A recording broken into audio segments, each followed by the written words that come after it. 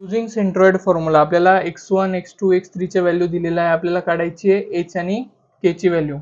कोणता फॉर्म्युला वापरला पहिले आपण? x ची व्हॅल्यू पुट केली 1, x1 ची व्हॅल्यू h, x2 ची व्हॅल्यू 2, x3 ची व्हॅल्यू -6/3.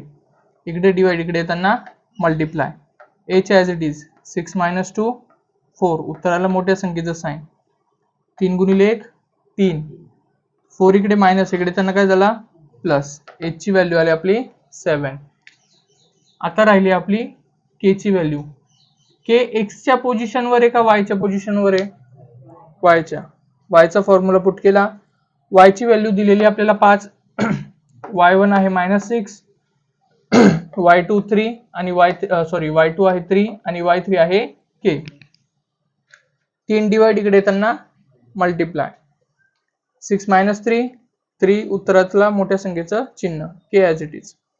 5 त्रिक 15. 3 इकडे मायनस, इकडे येताना प्लस. 15 आणि 3 h ची व्हॅल्यू किती आली 7, k ची व्हॅल्यू किती आली 18.